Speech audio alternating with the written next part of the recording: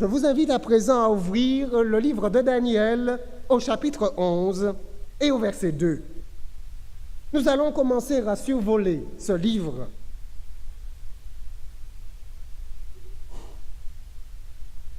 Au verset 2, l'ange qui guide le prophète de Dieu déclare : « Maintenant, je vais te faire connaître la vérité. Voici, il y aura encore 3 rois en Perse. Le 4e amassera plus de richesses que tous les autres, et quand il sera puissant par ses richesses, il soulèvera tout contre le royaume de Javan. » Regardez la déclaration ici. Alors que l'Empire perse est à son hégémonie, Daniel en annonce déjà la fin. Et Daniel déclare qu'il y aura encore 3 rois en Perse. Celui qui est actuellement le roi va mourir. Il sera suivi par son successeur qui à son tour mourra, suivi encore par son successeur qui mourra, et ensuite il y aura le 3e qui viendra et qui aura le pouvoir. Il mourra lui également. Et ensuite il y aura le 4e. Nous verrons cela en détail. Et on nous décrit même les actions du 4e roi. Ce 4e roi va rassembler davantage de richesses que tous les autres rois qui précèdent. Et avec sa grande richesse, il va préparer une guerre extraordinaire. Et nous avons même le nom de l'empire contre lequel il fera la guerre. On nous dit, il soulèvera tout. L'empire médo-persan était encore plus immense que l'empire babylonien. Et ce 4e roi devra rassembler toutes les puissances de son royaume, soulever tout contre l'empire émergent qui est celui de Javan. Et quel est celui de Javan? Quel est cet empire? Javan, c'est simplement l'ancien nom de la Grèce. C'est l'empire grec. Daniel annonce déjà, alors que les Mèdes et les Perses sont à l'apogée de leur pouvoir, Daniel annonce la venue du puissant empire grec. Et voyez les détails que Daniel va nous donner. Au verset 3, « Mais il s'élèvera un vaillant roi. » Ici, nous avons commencé au verset 2 avec l'empire médo-persan, et nous avons survolé rapidement les différents rois qui vont diriger cet empire. Et maintenant, nous sommes dans l'empire grec. Et là, Daniel présente, et Daniel voit, Daniel nous montre en vision le premier de ces rois. Il s'élèvera un roi, est-il dit, qui sera vaillant. La caractéristique précise de ce roi nous est donnée. Il est vaillant. Et c'est exactement ce que nous présente l'histoire. C'est Alexandre le Grand. Extraordinaire. Précision prophétique de la Bible, précision du livre de Daniel.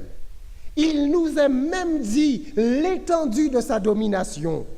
Il s'élèvera un vaillant roi qui dominera avec une grande puissance et fera ce qu'il voudra. Daniel nous annonce ici l'issue de cette bataille. Oh, il y aura plusieurs batailles, nous les verrons en détail. Bataille de Salamine, bataille de Marathon, bataille qui a été fatale au dernier roi de l'empire médo-persan, Darius III. Et Darius III, malheureusement, est mort. Et le puissant empire médo-persan a cédé la place, comme la prophétie l'avait annoncé, à l'empire grec. Et alors, ce fut Alexandre le Grand, l'invincible Alexandre le Grand, le vaillant roi, comme Daniel l'appelle, qui a été au pouvoir. Il a fait ce qu'il voulait. Personne n'a pu l'arrêter. Et vous connaissez ce qu'annonce l'histoire. L'histoire raconte qu'Alexandre le Grand est mort, non pas lors d'un combat, mais il est mort de façon subite, nous le verrons. Et regardez ce que Daniel déclare d'Alexandre le Grand au verset 4. Et lorsqu'il se sera élevé, son royaume se brisera et sera divisé vers les 4 vents des cieux. Il n'appartiendra pas à ses descendants et il ne sera pas aussi puissant qu'il l'était, car il sera déchiré et il passera à d'autres qu'à eux. Extraordinaire. Daniel annonce la venue d'Alexandre le Grand.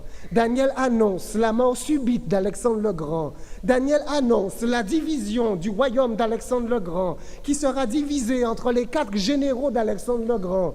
Daniel annonce déjà les divisions des empires. Il annonce déjà l'émergence de ces puissants empires séleucides et ptolémées qui ont régné sur la Syrie d'une part et sur l'Égypte d'autre part. Comment Daniel pouvait-il annoncer cela avec autant de précision? Mais passons ces différents empires et avançons dans le temps. Nous sommes à présent au verset 16 du livre de Daniel, chapitre 11. Ici, nous laissons l'Empire grec ainsi que ses descendants et nous touchons à l'Empire romain, car c'est de cela qu'il s'agit. Au verset 16, celui qui marchera, c'est un pouvoir nouveau. Celui qui marchera contre lui fera ce qu'il voudra. C'est la nouvelle puissance à l'ordre du jour maintenant. Et cette puissance fait ce qu'elle veut. Et personne ne lui résistera. Et on va même nous dire l'étendue de ses conquêtes. Il s'arrêtera dans le plus beau des pays, exterminant ce qui tombera sous sa main. Et ici, Daniel nous présente le puissant Pompée, alors qu'il se dirige vers le plus beau des pays pour un juif, c'est la Palestine. Et l'histoire rapporte exactement et atteste la prophétie de l'homme de Dieu, du prophète Daniel. Et Daniel va jusqu'à nous dire la manière dont la bataille va se dérouler, exterminant ce qui tombera sous sa main. Vous verrez avec moi, si vous êtes présents, que Daniel va non seulement énumérer des batailles, des empires, mais Daniel va nous présenter les conflits. Daniel va énumérer des territoires. Daniel va présenter des directions de bataille. Daniel va nous présenter ceux qui succombent, ceux qui réussissent, ceux qui perdent lors de ces conflits. Et Daniel va nous diriger depuis l'époque perse jusqu'à l'époque de la fin des temps. Poursuivons. Et nous avançons cette fois-ci au verset 27.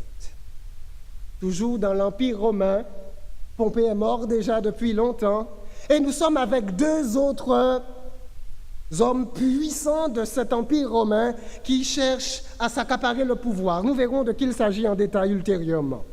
Et ils sont tous 2 à table, ils sont dans une négociation, mais tous 2 ne sont pas sincères. Les 2 rois chercheront en leur cœur à faire le mal. En leur cœur. Regardez, les détails prophétiques sont précis. Et à la même table, ils parleront avec fausseté. Mais cela ne réussira pas, car la fin n'arrivera, avez-vous vu, qu'au temps marqué. Si Dieu les avait laissés faire, alors les choses se seront précipitées. Mais la fin arrive dans un temps qui est marqué, et par qui? Par le Dieu du ciel. Dieu est aux commandes, Dieu est au contrôle, extraordinaire. Et nous avons ici dans le livre de Daniel l'une des premières allusions du temps de la fin. Et ici au verset 27, ce temps n'est pas encore arrivé. Au verset 35, vous avez encore une autre allusion de ce temps de la fin. Et ici, nous avançons rapidement et nous sommes dans une période de persécution. Et vous allez reconnaître vous-même cette période. La prophétie de Daniel ne cache pas les choses. Elle révèle, elle révèle. Au verset 35, Daniel 11, verset 35. Quelques-uns des hommes sages succomberont. Ces hommes sages, ce sont des hommes de Dieu qui transmettent l'enseignement. Et il nous dit qu'ils vont mourir. Et effectivement, toute la période du Moyen-Âge nous a présenté ces hommes qui sont souvent morts en martyrs, par le feu, par l'épée, par le pillage. Quelques-uns des hommes sages succomberont afin qu'ils soient épurés, purifiés et blanchis. Et que lisons-nous? Jusqu'au temps de la fin, car elle n'arrivera qu'au temps marqué. Oui, c'était une période difficile. Oui, beaucoup de croyants ont perdu leur vie, mais ça n'était pas encore le temps de la fin. Et le temps de la fin commence maintenant. Il commence au verset 40. Regardez ce qu'il déclare. Et au temps de la fin maintenant, l'homme de Dieu nous conduit dans l'histoire de notre époque, dans des conflits interminables. Il nous amène au cœur du Moyen-Orient. Les nations sont énumérées, l'Égypte, l'Édom, et etc. Nous le verrons en détail. Au verset 40, nous lisons directement « Au temps de la fin ». Le roi du Midi, le Midi c'est le Négev, c'est-à-dire les environs de l'Égypte. Le roi du Midi se heurtera contre lui, et le roi du Septentrion, c'est-à-dire la région du Nord, fondra sur lui comme une tempête avec des chars, instruments, engins de guerre, avec des cavaliers. C'est toute une infanterie d'armée, et avec de nombreux navires. Vous connaissez ce que c'est? Ce sont des bateaux de guerre. Et avec de nombreux navires, il s'avancera dans les terres, se répandra comme un torrent et débordera. Voyez les détails que l'homme de Dieu nous déclare. Comment Daniel peut-il nous annoncer ce qui doit se passer à notre époque? C'est stupéfiant. Mais nous laisserons ces détails pour plus tard, car nous aurons beaucoup à dire et je ne peux dire tout ce soir. Mais chez vous, vous aurez le loisir de le lire si vous le voulez. Et maintenant, le chapitre 12. Donc vous avez clairement vu, c'est le temps de la fin. Et il a dit au verset 1er, 12 verset 1, que lisons-nous? En ce temps-là, voilà. C'est-à-dire dans le temps de la fin, le temps qui précède, le temps qui verra des conflits interminables de partout, le temps qui verra des guerres, guerre sur mer, guerre sur terre, guerre dans l'air. Dans ce temps-là, se lèvera Michaël, le grand chef. Avez-vous remarqué, il n'est pas dit Michaël le chef, il est dit Michaël, le grand chef. Parce que vous verrez que dans le livre de Daniel, beaucoup de chefs sont présentés. Pas seulement les chefs des nations de ce monde, mais également les chefs du gouvernement de Satan. Parce que Satan aussi a ses chefs qui gouvernent. Et chaque nation a son chef qui le dirige, qui l'influence.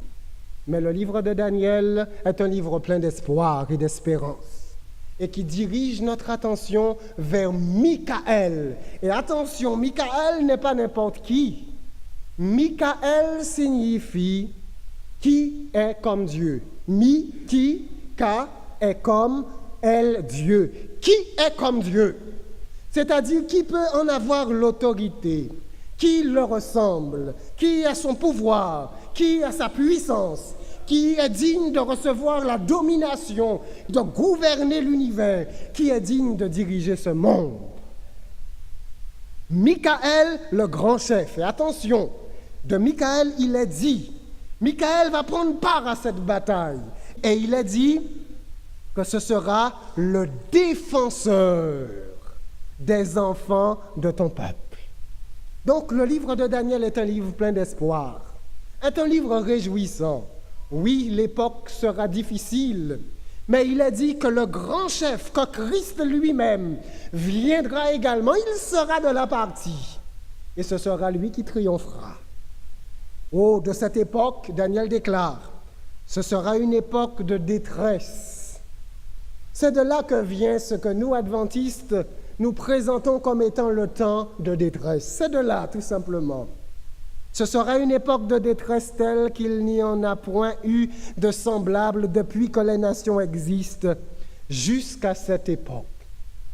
Mesdames et messieurs, frères et sœurs, les temps qui sont à venir seront des temps difficiles. Mais si vous êtes en Christ, alors Christ vous défendra. Si vous êtes en Christ, alors ce temps pour vous sera un temps de délivrance. Il a dit, en ce temps-là, dans ce même temps que nous avons vu depuis le verset 40, en ce temps-là, ceux de ton peuple qui seront trouvés inscrits dans le livre seront sauvés. Donc, le livre de Daniel est un livre d'espérance. Le livre de Daniel est un livre de foi. Le livre de Daniel est un livre de salut. Le livre de Daniel est un livre qui conforte notre foi en Jésus-Christ, notre grand chef. Au verset 2, il a dit, « Plusieurs de ceux qui dorment dans la poussière de la terre se réveilleront, les uns pour la vie éternelle et les autres pour l'opprobre, pour la honte éternelle. » Ce sera un temps mitigé, un temps glorieux pour certains, mais un temps de défaite pour d'autres. Oh, puisque ce soit un temps glorieux pour chacun de vous ici ce soir. Mais pour le moment, nous ne sommes pas encore là. Oh, nous sommes déjà dans ce temps de la fin. Daniel le détaille, Daniel le présente, Daniel le positionne chronologiquement avec une précision extraordinaire, nous le verrons. Mais toutes ces choses ont été écrites pour vous, pour que vous puissiez savoir, pour que vous puissiez choisir, pour que vous puissiez être étonné également, et que vous puissiez dire, comment est-ce possible? Comment est-ce possible? La destinée de notre monde résiderait-elle effectivement dans les mains d'un Dieu glorieux, tout-puissant, qui a le contrôle sur toutes choses? Oui. Alors, soyons étonnés, vous et moi. Je suis étonné également alors que j'étudie ce livre. Et je me pose continuellement cette question. Comment un homme, ayant vécu plus de 500 ans avant Jésus-Christ, a-t-il pu définir avec autant de précision notre époque? Et pour moi, la seule réponse, car je ne puis nier l'évidence, c'est qu'il y a un Dieu. Et ce Dieu révèle les secrets. Et plus que cela, tout ce qui a été dit par le passé s'est accompli. Nous allons le voir. Tout ce qui a été dit concernant les rois, concernant les batailles, concernant les nations, concernant les empires, leur succession, tout s'est accompli à la lettre et dans le détail. C'est pour nous donc la certitude que ce qui vient s'accomplira également. Oh, chers amis, frères et sœurs, nous avons de l'espoir. Plaçons donc notre foi et notre confiance dans le Seigneur. Plaçons notre confiance dans la lumière prophétique qui nous est donnée. Dieu nous aime, Dieu aime l'homme, et c'est la raison pour laquelle il nous a révélé les choses à venir, afin qu'en intelligence, que volontairement, par un choix intelligent, nous choisissons Jésus-Christ. Que Dieu vous aide, qu'il vous bénisse et qu'il vous fasse du bien. Et je vous dis à dimanche prochain pour la prochaine étude sur le livre de Daniel au chapitre 11. Que le Seigneur vous bénisse. Si vous avez des questions, bien entendu, vous avez tout le loisir de pouvoir les poser. Nous poserons une boîte aux questions ici. Nous étudions, vous allez vous rendre compte que nous n'avons pas réponse à tout. Daniel, pour les érudits bibliques, Daniel chapitre 11 est l'un des chapitres les plus difficiles de la Bible. Mais vous verrez que beaucoup de ce qui est écrit est compréhensible. Dieu ne cache pas la vérité, il la révèle. Que Dieu vous bénisse et qu'il vous garde. Amen.